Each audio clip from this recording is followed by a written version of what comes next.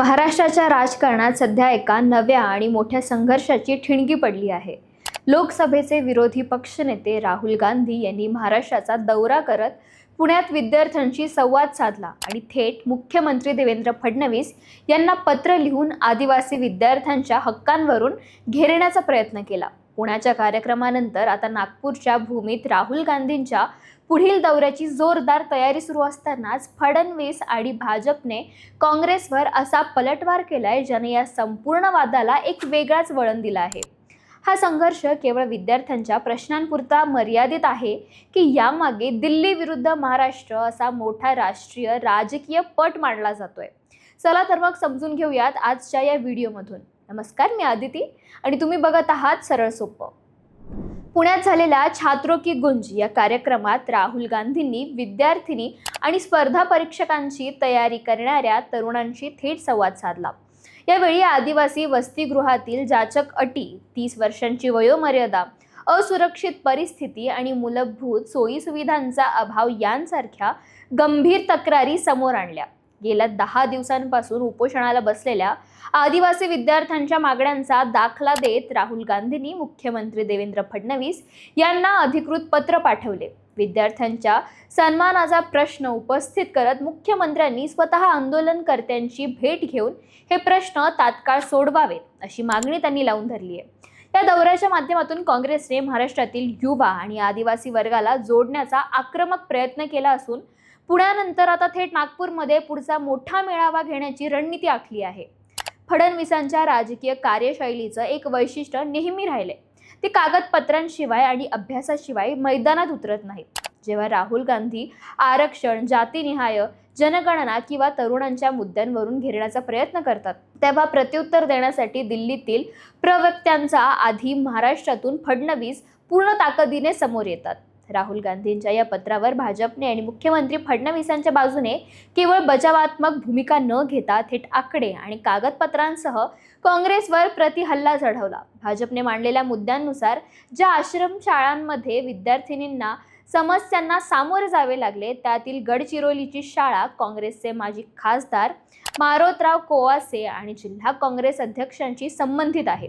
तर यवतमाळच्या ज्या शाळेत विद्यार्थिनींच्या स्वच्छतागृहांना दरवाजे नसल्याचा प्रकार उघडकीस आला ती चिंदूजी लक्ष्मणराव पारखे आश्रमशाळा काँग्रेसचे माजी मंत्री वसंत पुरके यांच्या नियंत्रणात असल्याचे भाजपने स्पष्ट केले. काँग्रेसच्या कार्यकाळात या संस्था ताब्यात घेऊन गैरवापर करण्यात आला आणि आता राहुल गांधी वस्तुस्थिती लपवून स्वतःच्याच नेत्यांना वाचवण्यासाठी सरकारवर खोटे आरोप करत आहेत असा थेट पलटवार भाजपने केलाय. यामागे राहुल गांधींच्या नरेटिव्हला स्थानिक पातळीवरच रोखणे आणि राष्ट्रीय पातळीवरील वैचारिक लढाईत भाजपचा एक प्रमुख चेहरा म्हणून स्वतःला प्रस्थापित करणे ही दुहेरी रणनीती यातून बघायला मिळते. या संपूर्ण राजकीय आरोपांच्या पलीकडे जाऊन जर आपण सर्वसामान्य विद्यार्थ्यांच्या नजरेतून पाहिलं तर एक वेगळंच वास्तव समोर येतं. गडचिरोली किंवा यवतमाळच्या दुर्गम भागातून शहरात शिकण्यासाठी येणारा मुलगा किंवा मुलगी त्यांच्यासाठी वसतिगृह, सुरक्षितता आणि मूलभूत सुविधा या केवळ मागण्या नसून त्यांच्या जगण्याची आणि भविष्याची लढाई असते. राजकीय नेते जेव्हा एकमेकांवर संस्थांची नावं आणि जुने कारभार फेकून मारतात तेव्हा त्या सामान्य विद्यार्थ्यांचा मूळ प्रश्न मागे पडता कामा नये. एका बाजूला राहुल गांधी सामाजिक न्यायाची आणि व्यवस्थेतील त्रुटींची भाषा बोलून तरुणांमध्ये जागा बनवू पाहत आहेत, तर दुसऱ्याच बाजूला फडणवीस वस्तुस्थिती आणि आकडेवारी समोर ठेवून काँग्रेसचा इतिहास उघडा पाडत आहेत.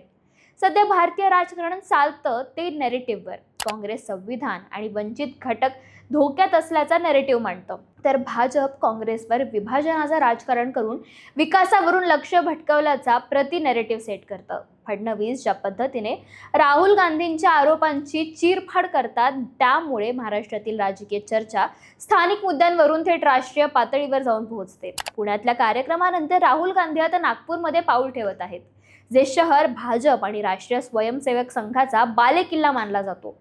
नागपूरमध्ये जाऊन थेट भाजपच्या गृहमैदानावर आव्हान देणे ही काँग्रेसची राष्ट्रीय रणनीती आहे.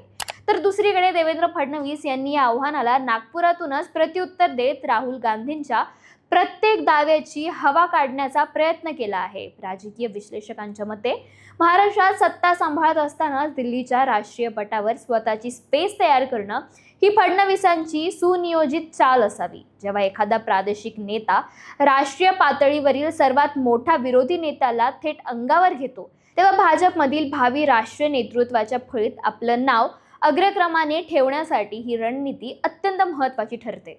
पुण्यातील विद्यार्थ्यांचा मंच असो किंवा नागपुरातील आगामी रणधुमाळी, महाराष्ट्रात सुरू झालेला हा वाद आता केवळ राज्यापुरता उरलेला नाहीये.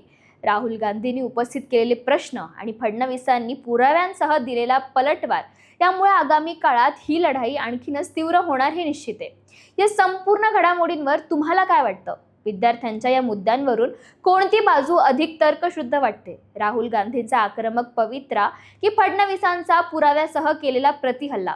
तुमचं मत कमेंट्समध्ये आम्हाला नक्की कळवा आणि व्हिडिओ आवडला असेल तर व्हिडिओला लाईक आणि सबस्क्राईब करायला विसरू नका.